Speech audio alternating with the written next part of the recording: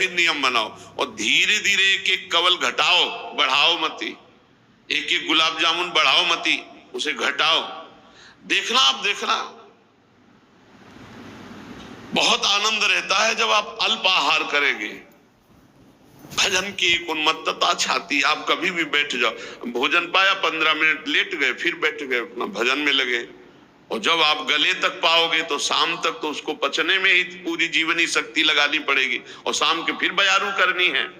बोले परान्नम दुर्लभम लोके देहोयम पुनः पुनः, शरीर तो बार बार मिल जाएगा, निमंत्रण थोड़ी बार बार मिलेगा। हाँ, परान्नम दुर्लभम लोके, जहां लिखा है दुर्लभो मानुषो देहो भजन के लिए, तो वहां जो भंडारा खाने में स्वाद और नाना प्रकार के पदार्थों में स्वाद आता है निमंत्रण में, तो वो कहते परान्नम दुर्लभम लोके देहोयम पुनः पुनः, शरीर तो बार बार मिल जाएगा यार, निमंत्रण बार बार कहां मिलता है। बहुत सावधान, रसेंद्री है। और तपस्या करना, तब कहते हैं आए हुए काम क्रोध लोभ आदि के वेग को सह जाना। जैसे आप जा रहे हो, कोई नाटकी जा रहा है, अब वो अंदर आग जैसी कान के द्वारा जाके शब्द आग जैसा पैदा किए, उस ताप को सह गए, आप तपस्वी हैं। अंदर काम वेदना जागृत हुई, जला रहा है, सह गए, आप तपस्वी है। अंदर जो वेग आते हैं, काम के वेग, क्रोध के वेग, लोभ के वेग, इनको सह जाना तपस्या कहते हैं। तपस्या का मतलब ऐसा कुछ नहीं कि कपड़ा लत्ता उतार फेंक दिया तो तपस्वी, या आग के बीच में ताप रहे। बाहरी आग तापने में सहन कर सकते हो, लेकिन अंदर की आग सह जाए वही तपस्वी जी, जो अंदर के विकारों के वेग को सह जाए।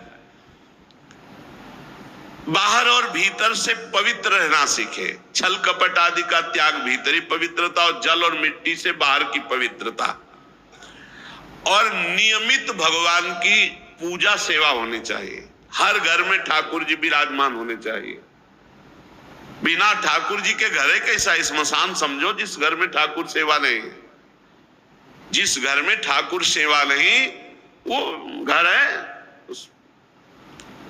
जिस घर में भक्ति नहीं, नाम कीर्तन नहीं होता, भगवान की कथा नहीं होती, भगवान की आरती पूजा नहीं होती, तो उसमें मुर्दे ही तो रहते हैं। जिन हरि भगत हृदय नहीं आनी, जीवित सब समानते प्राणी, तो वो मुर्दा जहां तो स्मशान ही तो हुआ। ठाकुर जी विराजमान, कितना सुंदर होता है जब किसी घर में जाए, कहाँ है आपके ठाकुर जी, बढ़िया सिंहासन में ठाकुर जी विराजमान, उनका भोग लग रहा है, उनकी आरती हो रही, उनकी कथा हो रही, परिवार के सदस्य बैठकर कुछ मिनट कीर्तन कर रहे हैं। अहो भाग्य, वो गृहस्थी धन्य है जिनके घर में ठाकुर जी विराजमान है, जिनके घर में आरती पूजा। हे माता, वाणी का संयम उत्तम तप है। मौन व्रत, 1 मिनट में किसी की निंदा कर देगी, किसी की अवहेलना कर देगी, किसी की प्रशंसा कर, इसको बहुत शासन में रखना चाहिए। इसमें 2 इंद्रिय, एक रसेंद्रिय है खान पान वाली, और एक वाक्येंद्रिय कर्मेंद्रिय जो बोलने का काम करती। ये जिह्वा को बहुत संभाल लें। हमारे संतों ने कहा है कि अगर 10 इंद्रियों में 1 इंद्रिय काबू में हो गई, रसेंद्रिय, तो 9 काबू में हो गई, और रसेंद्रिय काबू में नहीं तो फिर और काबू। बहुत संभाल के इसको 2 प्रकार से ठीक करो। 2 इंद्रियां हैं, एक रसेंद्रिय, एक वाक्येंद्रिय। पहले यही द्वारा इसे कब्जे में ले।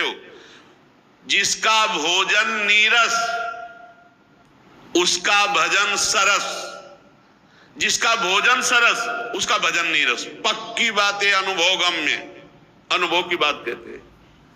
पहले भोजन पर सुधार करो। संसार में अच्छे अच्छे कहने आने वाले पदार्थ जब परोसे जाएं तो अब विरक्त हो, जो मिलेगा पाएंगे, बहुत कम मात्रा में लीजिए। और रूखे सूखे पदार्थों को, जो उचित आहार है उसको ले लीजिए। अच्छे पदार्थों में उचित आहार में भी कम कीजिए। उस दिन बहुत कम लीजिए, उपवास की तरह थोड़ा सा पा लीजिए, लेकिन ऐसा नहीं होता। बहुत प्रभाव अन्न का पड़ता है, बहुत प्रभाव पड़ता है। ये अपने लोगों ने खूब मन को देखा है, आहार का प्रभाव भजन पर बहुत पड़ता है। इसलिए आहार शुद्धि, सत्व शुद्धि, अंतःकरण शुद्धि, भगवत प्राप्ति के लिए उत्साह, भजन के लिए उत्साह। तो वाणी को यहाँ 2 है, रसेंद्रिय और वाक्येंद्रिय। बोलने से बचो। ये जो सत्संग सुनने के बाद फिर अन्य वार्ता करते हुए लोग जाते हैं, उनसे प्रार्थना करते हैं, मौन जाइए नाम जप करते हुए, या सत्संग के विषय में ही चिंतन करते जाइए। ये सत्संग सुना, इसके बाद फिर प्रपंच की वार्ता करते हुए जा रहे हो, ये ठीक नहीं है। सत्संग का विस्मरण हो जाएगा। पूज्य स्वामी श्री नारदानंद सरस्वती नैमिषारण्य में जब सत्संग करते थे तो सत्संग के बाद 1 घंटा समय देते थे सबको। सब एकांत बैठो, ब्रह्म चिंतन करते हुए मनन करो, आज क्या योग वासिष्ठ का, आज क्या वेदांत का सत्संग हुआ। बड़ा गूढ़ सत्संग होता है।